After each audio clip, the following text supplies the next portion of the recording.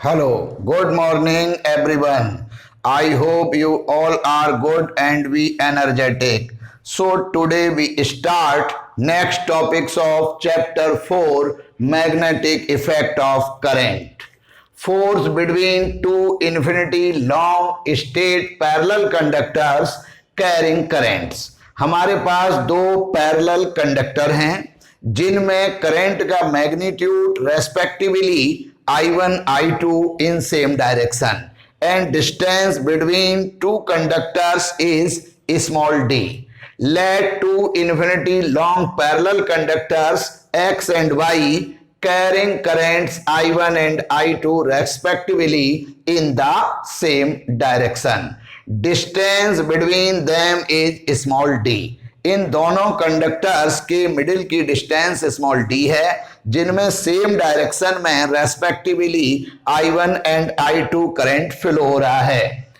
Magnetic field intensity at any point on the conductor Y due to current carrying conductor X. यानी जो conductor X है उसमें जो current I flow हो रहा है इसकी वजह से कंडक्टर Y के किसी पॉइंट पर जो मैग्नेटिक फील्ड प्रोड्यूस होगा वो B1 is equal to mu not upon 4 pi 2I1 upon d. Mu not upon 4 pi constant value हम कंसीडर कर रहे हैं. ये दोनों कंडक्टर एयर मीडियम में प्रेजेंट हैं. करंट I1 फ्लो हो रहा है कंडक्टर X में. इसकी वजह से कंडक्टर Y पर मैग्नेटिक फील्ड है और डिस्टेंस स्मॉल d है. Direction perpendicular to plane of conductor Y. यानी जो B1 प्रोड्यूस होगा due to current carrying conductor I1 उस B1 की जो डायरेक्शन है वो कंडक्टर Y के प्लेन के परपेंडिकुलर होगी according to the Fleming left hand rule. Force experience per unit length of the conductor Y. तो कंडक्टर Y की पर यूनिट लेंथ पर जो फोर्स जो है एक्सपीरियंस होगा इन मैग्नेटिक फील्ड B1 यानी B1 मैग्नेटिक फील्ड की प्रेजेंस में. तो F2 is equal to force upon length. अब यहां पर जो फोर्स होगा वो ILV साइन थीटा. थीटा यहां पर 90 सो साइन 90 बन ILV लेंथ कंडक्टर की हमने L मान ली. अब करंट जो कंडक्टर Y है उसमें I2 है और मैग्नेटिक फील्ड प्रोड्यूस हुआ B1 due to conductor X. L से L कैंसिल हुआ so F2 is equal to I2 into B1. B1 की वैल्यू पुट करेंगे so F2 is equal to I2 into mu not upon 4 pi 2I1 upon d. इस I2 को यहां add कर लिया so F2 is equal to mu not upon 4 pi 2I1 I2 upon d. Equation first.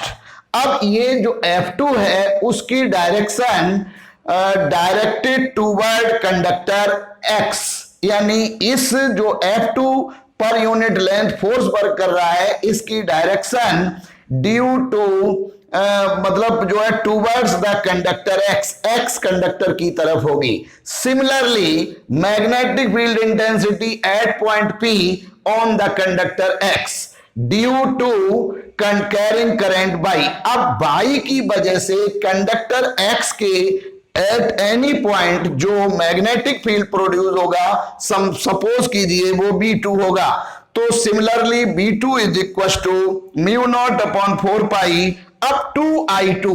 क्योंकि Y जो conductor है उसमें हमारा करंट फ्लो हो रहा है I2 डिवाइडेड बाई D. अब डायरेक्शन इसकी भी perpendicular to plane of conductor X.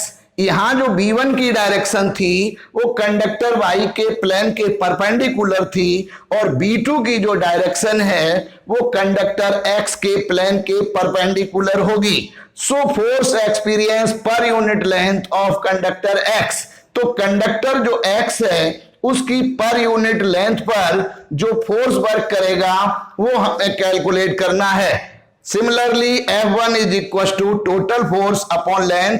अब दोनों कंडक्टर की लेंथ हमने symbol same small l consider कर ली so F1 is equal to अब F again I L B sine theta, तो आई, अब करंट जो फ्लो हो रहा है एक्स में वो I1 है, लेंथ L है, और मैग्नेटिक फील्ड जो प्रोड्यूस हुआ है due to conductor Y is B2, L से L cancel, so F1 is equal to I1 B2.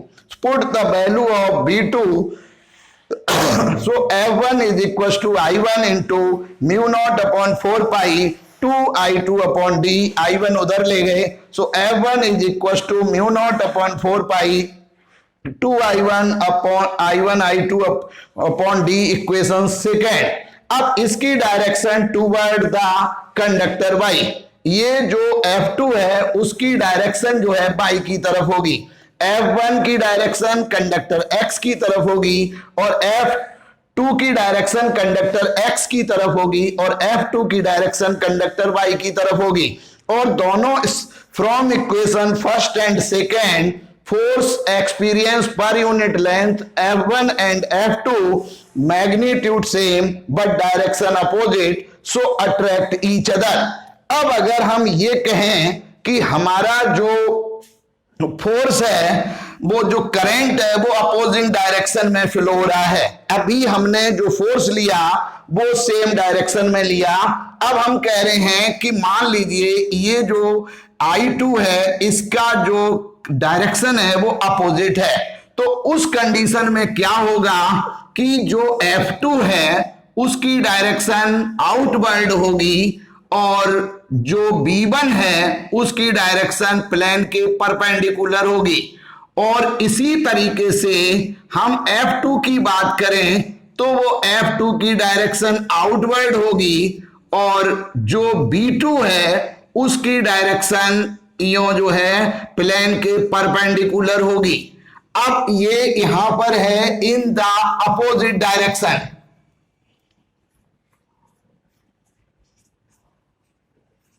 Opposite direction.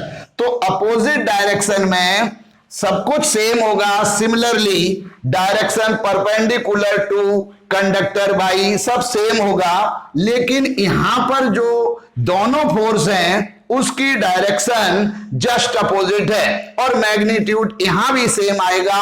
तो यहां पर ये जो है, यहां जब सेम डायरेक्शन थी तो अट्रैक्ट ईच अदर थे, और जब डायरेक्शन अपोजिट होगी तो ripple each other. Derive an expression for torque on current carrying rectangular loop placed in uniform magnetic field. हमने यहां पर एक यूनिफॉर्म मैग्नेटिक फील्ड कंसीडर किया. अब इस यूनिफॉर्म मैग्नेटिक फील्ड में एक रेक्टेंगुलर कोई लूप है जिसमें I करंट फ्लो हो रहा है एंटी क्लॉकवाइज डायरेक्शन में. ये जो रेक्टेंगुलर लूप है उसका नेम PQRS कंसीडर कर लिया. इस रेक्टेंगुलर लूप की लेंथ स्मॉल l और ब्रेथ स्मॉल b है, और ये जो लूप की ब्रेथ है वो मैग्नेटिक फील्ड की डायरेक्शन से make the angle of theta. Suppose A rectangular coil PQRS is suspended in a uniform magnetic field B. ये रेक्टेंगुलर कॉइल PQRS सस्पेंडेड यानी लटकी हुई है यूनिफॉर्म मैग्नेटिक फील्ड B में. Axis of the coil XX dash is perpendicular to magnetic field, यानी इस coil का जो ये एक्सिस है वो ये मैग्नेटिक फील्ड के परपेंडिकुलर है. जैसे मैग्नेटिक फील्ड यूं है और रेक्टेंगुलर कॉइल ये है, रेक्टेंगुलर कॉइल की ये एक्सिस है और ये एक्सिस मैग्नेटिक फील्ड की डायरेक्शन के परपेंडिकुलर है. Theta is the angle between the plane of coil and magnetic field B. Plane of coil और मैग्नेटिक फील्ड बी के मिडिल का एंगल थीटा है, यानी ब्रेथ की साइड से जो मैग्नेटिक फील्ड की डायरेक्शन है वो थीटा एंगल पर है. Let the length and breadth is small l and small b respectively. इस रेक्टेंगुलर कॉइल की लेंथ स्मॉल l और ब्रेथ स्मॉल b है. let a current I flows through the coil in anti-clockwise.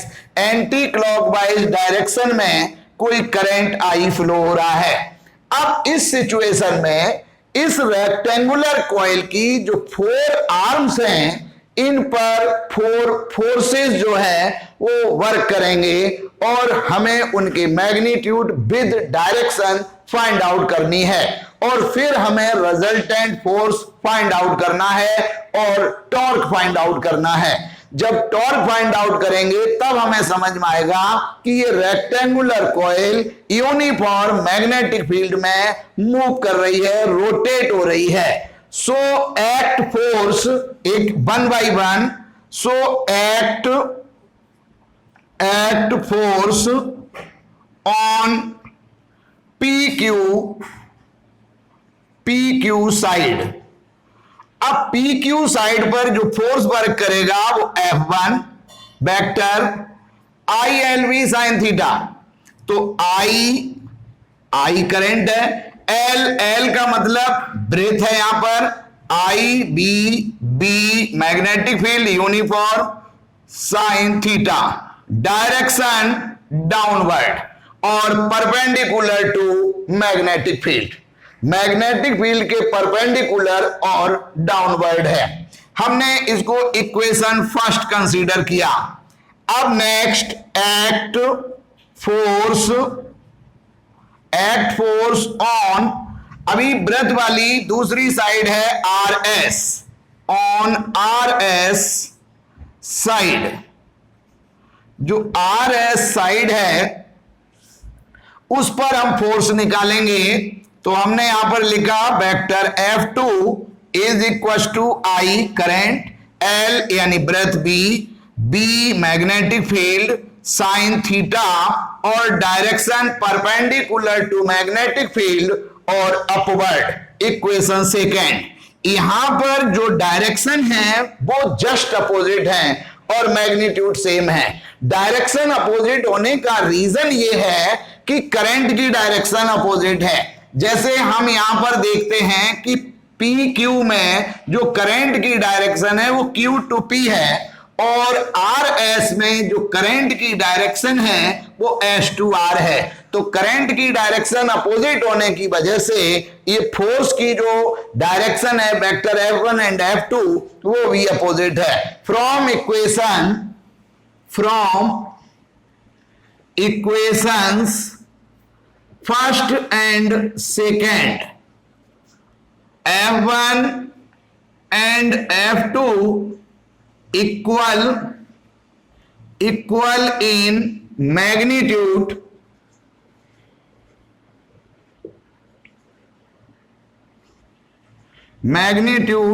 but opposite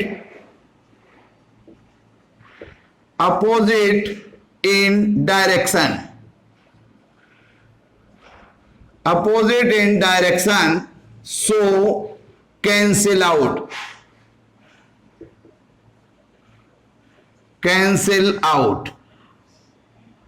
Then resultant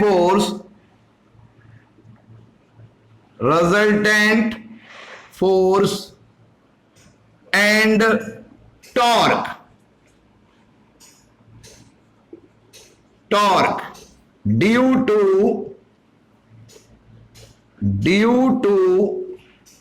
vector F1 and vector F2 is 0। यानी यहां पर equation first और second से दोनों force equal in magnitude but opposite in direction, so resultant force due to arm PQ and RS या due to force F1 and F2 is 0। Torque is also 0 due to vector F1 and F2 forces. Reason कि ये दोनों force equal in magnitude opposite in direction के साथ साथ इनकी जो working line है वो भी सेम है। तो it means torque is also 0। अब रिमेनिंग 2 आर्म्स हैं, तो act force on Q R side, Q R side, तो vector F3 is equal to I, current I है, L लेंथ L है, B magnetic field uniform B, और sine 90 degree, क्योंकि यहां पर मैग्नेटिक फील्ड के साथ एंगल 90 है। So F3 is equal to ILB sine 90 बन, और ये इक्वेशन थर्ड। अब इसकी जो डायरेक्शन है वो direction of vector F3 is perpendicular to plane of paper directed outward, यानी perpendicular to plane of paper directed outward. अब एक्ट फोर्स ऑन एसपी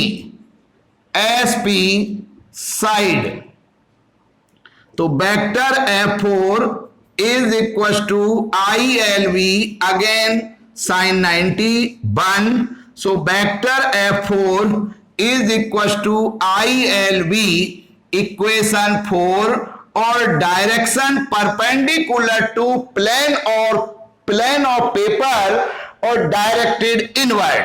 जैसे मान लीजिए हमारे पास एक कोई रेक्टेंगुलर कॉइल है, और उस रेक्टेंगुलर कॉइल जो है उसमें F1 downward direction, F2 upward direction, equal in magnitude but opposite in direction, so cancel out, so resultant force due to F1 F2 is 0, torque is also 0।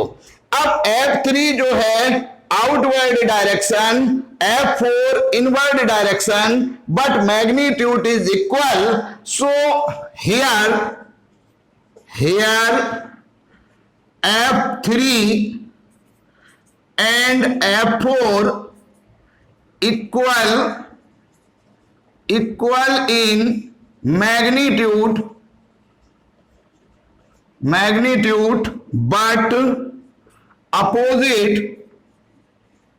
but opposite in direction, so resultant force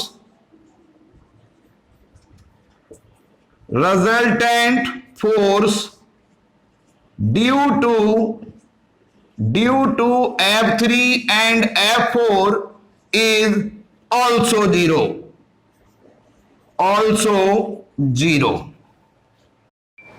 Here torque is applied because force F3 and F4 equal in magnitude, opposite in direction, so resultant force due to forces F3 and F4 is 0, but these forces lie not same, so torque is applied।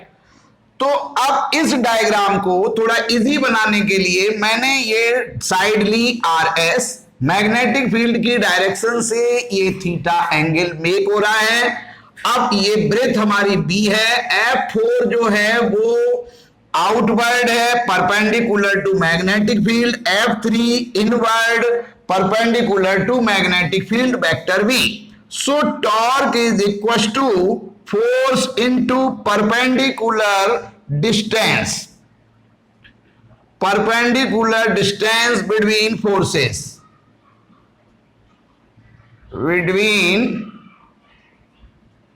Forces F3 and F4। अब यहां पर जो perpendicular distance है, तो एक force ये हुआ, एक ये हुआ, सपोज ये पॉइंट T है, तो परपेंडिकुलर जो डिस्टेंस है वो इस राइट एंगल ट्रायंगल का बेस है। So torque is equal to F3 F4 कुछ भी लिख लें magnitude same into perpendicular distance RT। अब हमें RT की वैल्यू निकालनी है फ्रॉम फिगर RT यानी base divided by hypotenuse RS is equal to cos theta. So R T is equal to R S cos theta, R D is equal to B cos theta, तो torque is equal to F3 I L B into B cos theta. अब length into breadth is equal to area of rectangular coil, so torque is equal to I A B cos theta. If total turn of the coil is capital N, then torque is equals to NIAB cos theta। अब हमने यहां पर torque की value NIAB cos theta निकाल ली। Suppose ये angle alpha है, from figure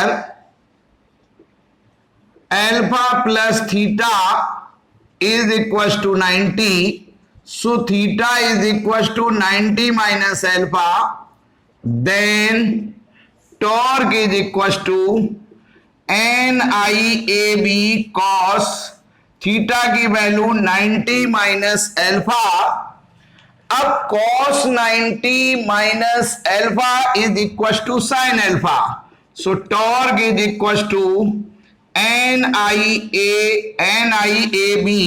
sign alpha. Alpha के फॉर्म में जो टॉर्क है वो ये होगा, थीटा के फॉर्म में टॉर्क ये होगा। Case first if theta is equal to 0 and alpha is equal to 90, जब थीटा 0 होगा तो अल्फा 90 होगा, then torque is equal to NIAB cos theta यानी 0, cos 0 1, torque is equal to NIAB maximum torque. ये torque maximum होगा। इसका मतलब ये हुआ कि जब हमारा ये जो वृत्त है वो मैग्नेटिक फील्ड के पैरेलल हो, उस समय टॉर्क की वैल्यू मैक्सिमम होगी। Case second, if theta equal to 90 and alpha equal to 0, जब थीटा 90 होगा तो अल्फा 0 होगा, यानी हमारी जो वृत्त है वो मैग्नेटिक फील्ड के परपेंडिकुलर हो, then torque is equal to NIAB cos 90 0, so torque is equal to 0 minimum, यानी ये मिनिमम होगा टॉर्क।